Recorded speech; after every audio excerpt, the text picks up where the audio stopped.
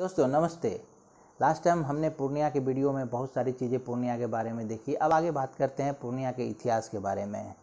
तो हम बात कर रहे थे फणीश्वर नाथ रेणु की। फणीश्वर नाथ रेणु की बहुत ही प्रसिद्ध एक उपन्यास थी जिसका नाम था मैला आंचल। मैला आंचल पे एक धारावाहिक बना था जो कि उस समय दूरदर्शन पर आई थी। मैला आंचल की शूटिंग पूर्णिया में ही जो मुंबई से कलाकार आए थे उन्होंने की थी।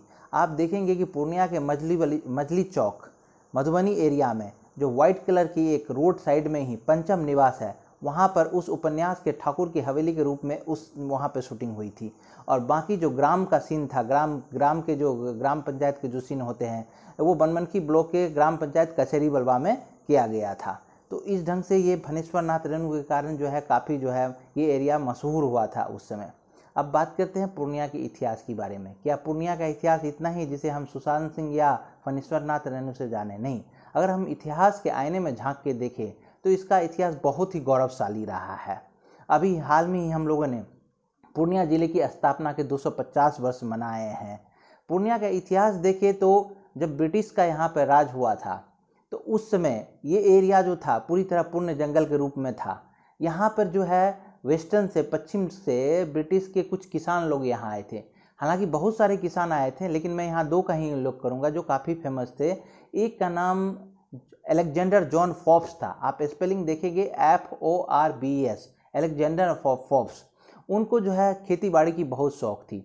तो उस समय सौरा नदी के किनारे जो सिटी का मध्य एरिया है वो सौरा नदी के किनारे रामबाग में इनकी कोठी थी, जिसे आजकल हम लोग सिविल लाइन से बोलते हैं। सिविल लाइन जो है आपको पूरे इंडिया में है। आप मुंबई, दिल्ली या लखनऊ का सिविल लाइन से देखेंगे तो हमारे पूर्णिया का भी सिविल लाइन वैसे ही मिलता है, लेकिन वहाँ जेंटलमैन रहते थे, यहाँ फार्मर लोग रहते थे। तो अलेक्जेंडर फोर्ब्स को जो है उनको खेती का बहुत शौक था। तो अलेक्जेंडर फोर्ब्स ने बंगाल के जमींदार मोहन बाबू से संथाल परगना जमींदारी के कुछ हिस्से को उन्होंने खरीद लिया था। और ये अलेक्जेंडर फोर्ब्स जो थे इनके नाम से ही फारबिसगंज सिटी का नाम फारबिसगंज पड़ा। फारबिसगंज उस समय फारबिसगंज नहीं था, इनको संथाल परगना कहा जाता था और ये कहा जाता था। अभी भी आप देखेंगे इनको एक शौक था, उसमें उन्होंने एक बहुत बड़ा पोखर बनाया था अपने निवास के आगे। वो निवास आज भी है जिसे लाल कोठी कहा जाता था। उसकी कोठी के सामने दो बड़ी बड़ी तोपें लगी हुई थी। सुल्तान अलेक्जेंडर फोर्ब्स और उनकी वाइफ डायना 1890 में मलेरिया के कारण मौत हो गई। समय बदला, समय के साथ इन्होंने अपनी ज़मींदारी जो है उस समय कंट्री के भारतवर्ष के सबसे बड़े बिजनेसमैन JK सिंघानिया को बेच दिया। एक दूसरा लैंडलॉर्ड जो कि यहाँ बहुत दिन तक रहा, अंग्रेज लैंडलॉर्ड, वो थे पालमेर साहब। पालमेर साहब ने क्या किया कि यहाँ पे उन्होंने एक राजा से ज़मींदारी खरीदी और वो भी यहीं पे बस गए ज़मींदारी करने के लिए।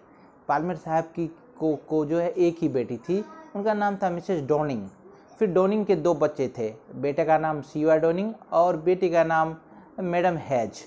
मैडम हेज का जो रेजिडेंस था, जो कोठी थी, उसमें ग्रैंड रेजिडेंस कहा जाता था। यही grand residence of madam hedge आज पूर्णिया कॉलेज की बिल्डिंग है।